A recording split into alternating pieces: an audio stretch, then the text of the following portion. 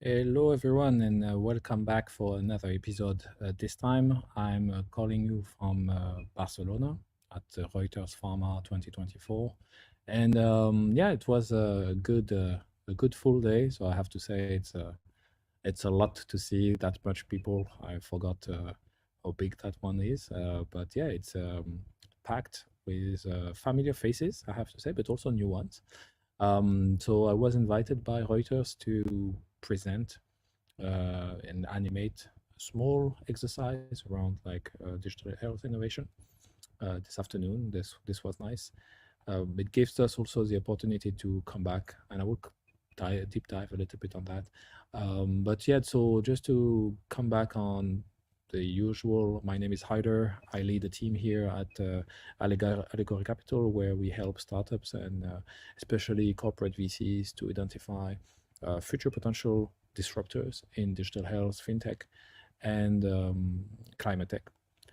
We principally help bridge Switzerland, EU, and the US in terms of growth markets. And yeah, so we tend to be, I would say, different. Of course, we are always going to say we are different, but we tend to be also interested to explore different avenues to generate value for the startup on one side, right? Bringing them customers potentially and bringing them funding. And on the other side, bringing a meaningful portfolio to corporate VCs that are maybe too big. And this is where our SPV platforms can help fix some of the agility or velocity required for early stage investment. So this is us. So this event, this little podcast is brought to you by my colleague Lorenzo, who is working behind the scene to identify people who can also contribute to that conversation. So if you want to come on stage here and discuss and chat with us, please be our guest and come and propose yourself in the chat or comments below. Right. So this is something that I would be thrilled to have you and discuss a topic that is not discussed so often. So I'm looking to have also people with bold intentions to unleash some words right out instead of being politically correct. We want to have a bit of that, you know, rough way of, going inside those markets. So in a nutshell, why do we come to those pharma conferences? And this is something I think that is making us different. You don't see VCs coming to pharma conference like that, simply because they don't think maybe of it, but we feel it's a great value to be grounded on the therapeutic area we try to disrupt. Being confronted to the reality of the pharmaceutical industry is bringing us a lot of different ideas and a lot of different realities of what could be turned on and off in the roadmap of the startups we try to scale.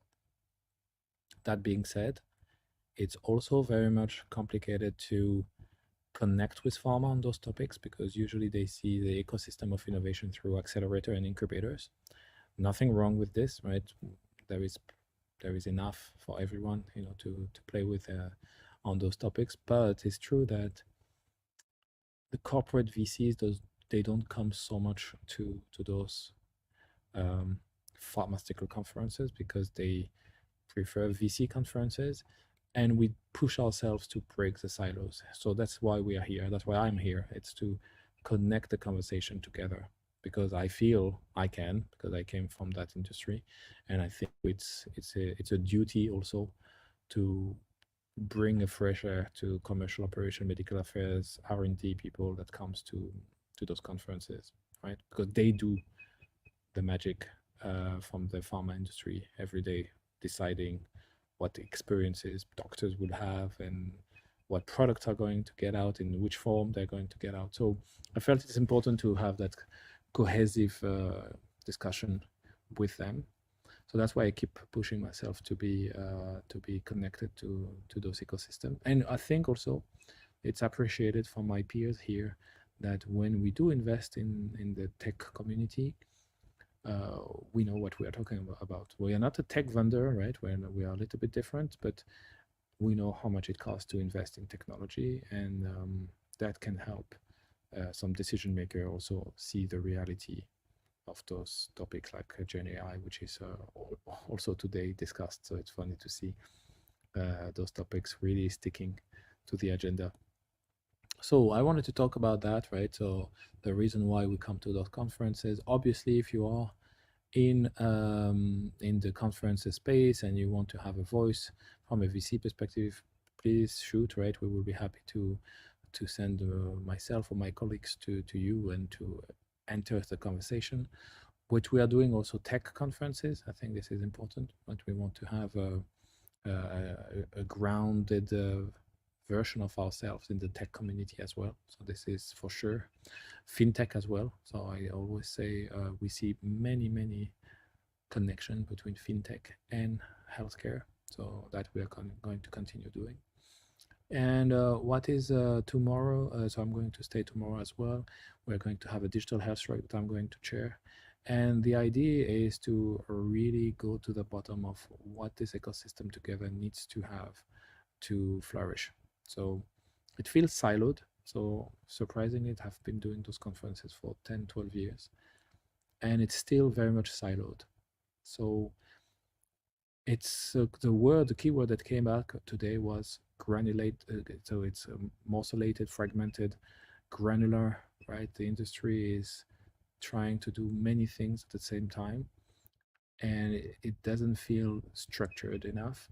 And we were discussing today in the workshop who is the best place to structure that conversation, who has the authority and the legitimacy to structure that conversation for pharma and for patients and for the clinical practice.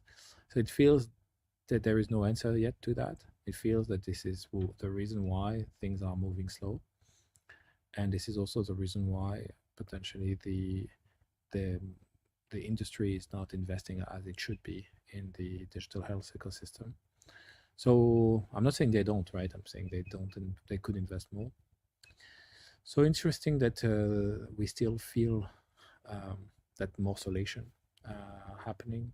There are a couple of startups here that feels also the weight of generating clinical evidence compared to other industries. So I talked to a startup in the mental health space that was basically telling me, we cannot invest everywhere.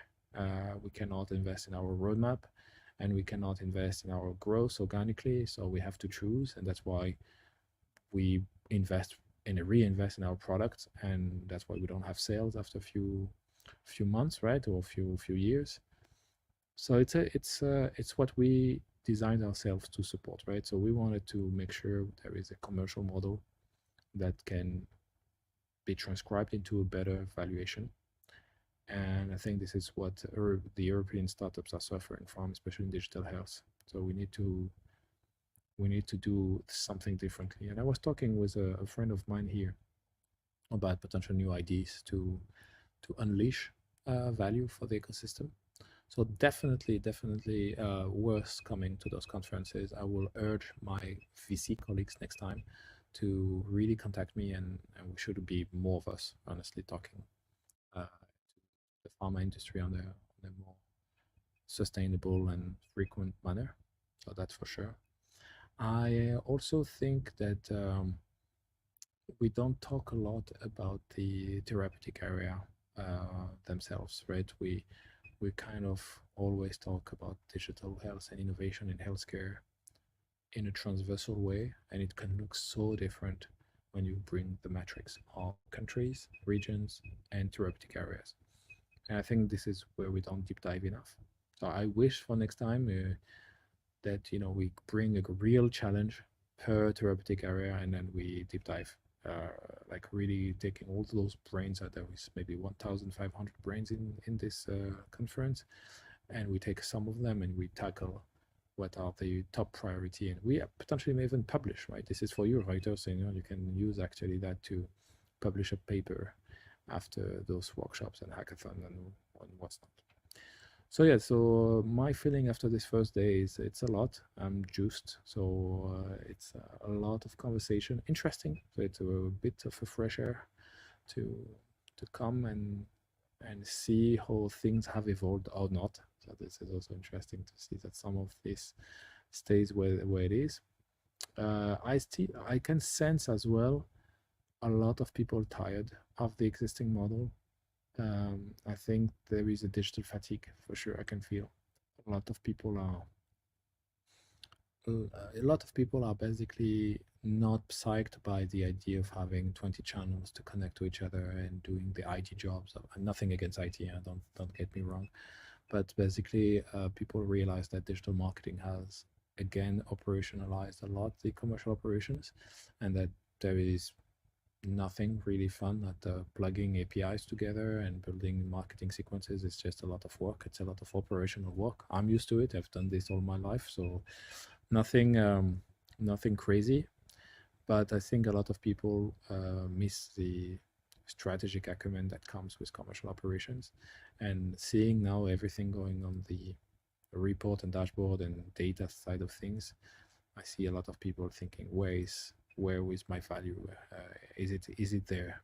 Right? So I feel that, and that's why more and more people are thinking of that digital health being potentially a new place where value can be created for healthcare patients, clinical practice. Potentially, yes. It's a different game, definitely. But yeah, it's interesting to see the shift. I can sense the shift.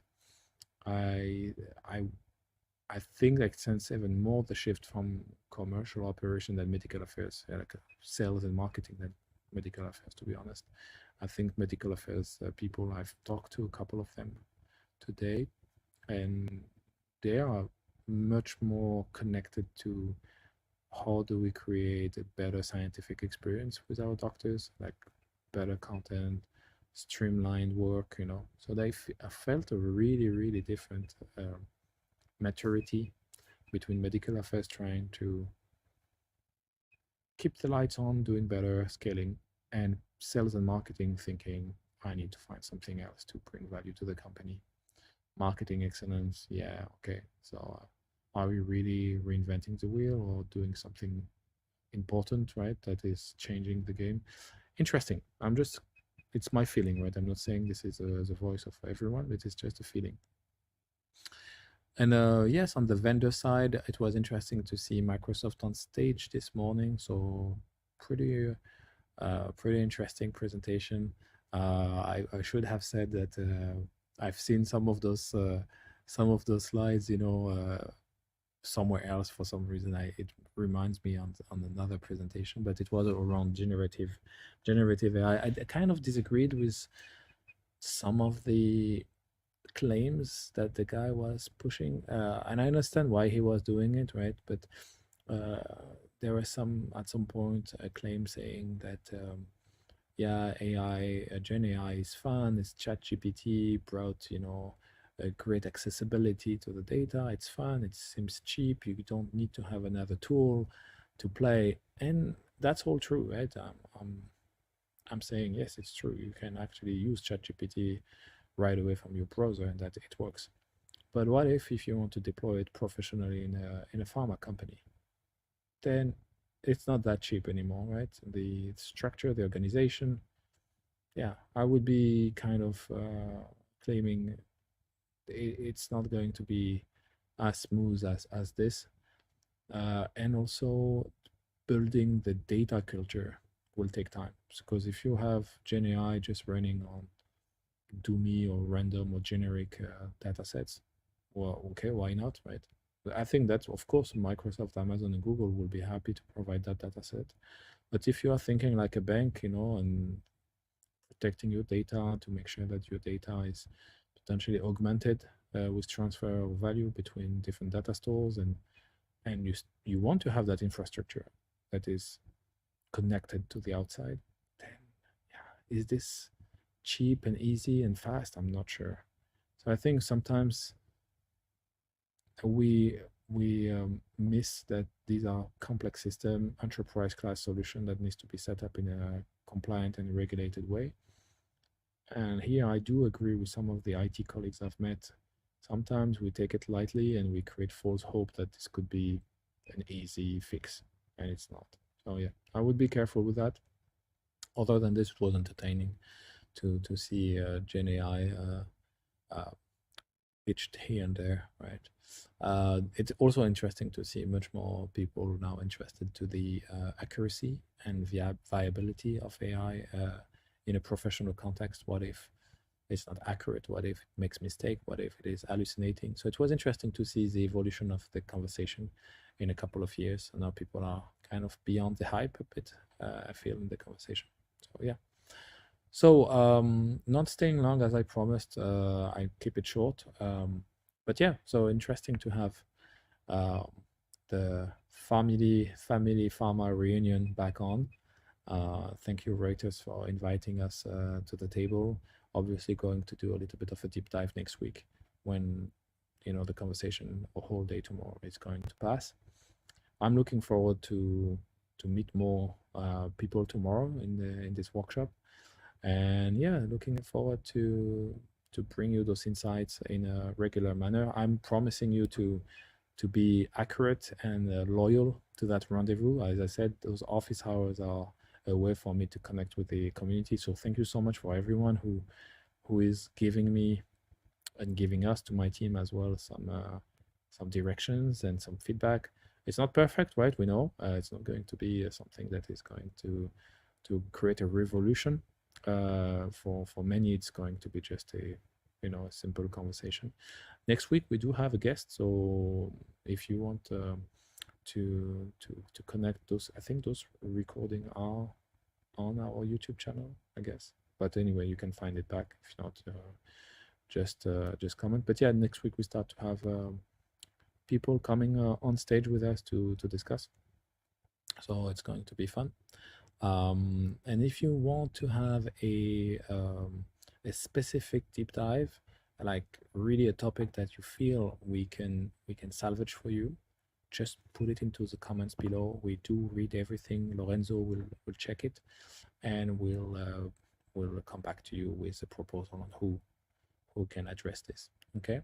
Thank you so much for your attention. Thank you so much for your support. Looking forward to have a conversation with you in real time, and if not, through the comment section. Thank you. Take care. Bye.